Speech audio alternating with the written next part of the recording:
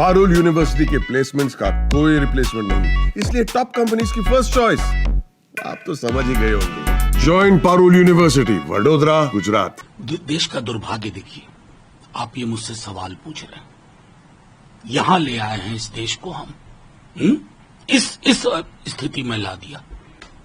निशिकांत दुबे जी को मैं जानता हूं, उनकी कुव्वत नहीं है कि बिना किसी के शक के इस तरह के बयान दे।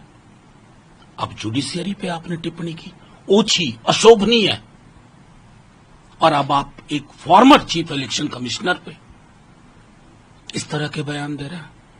और नड्डा जी आकर कहते हैं कि हमसे इसका कोई ताल्लुक नहीं है। ये तो वही बात हुई ना कि गांधी को मारने में गोडसे था, उनकी हत्या करने में गोडसे से हमारा ताल्लुक नहीं है, लेकिन वैचारिक रुझान है। बस करिए, कहां ले जाएंगे आप लोग देश को?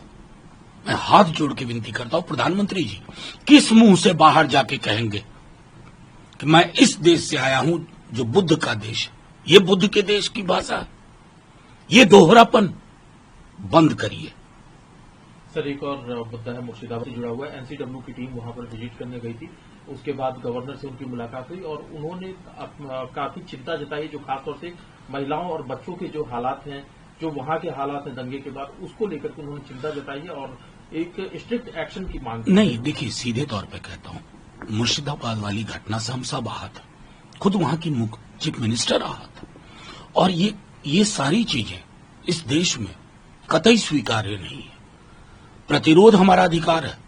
गांधी बता के गए हैं सत्याग्रह, अंबेडकर बता के गए हैं कि लीगल लड़ाई लड़ो, ये दोनों चीजें होंगी, लेकिन हिंसा की जगह नहीं है। हिंसा हुई है, उसके कारण क्या है, त्वरित अनुसंधान हो और लोगों को रिलीफ हो। ये भाईचारे का देश है। कुछ जो इसमें रुकावट पैदा करने की कोशिश हो रही है, जान किसी की जाए, हिंदू की, मुसलमान की, सिख और ईसाई की, मैं बार बार कह रहा हूं, भारतीय नागरिक की जान जा रही है, और भारतीय नागरिक की जान से बड़ी कीमत क्या होगी?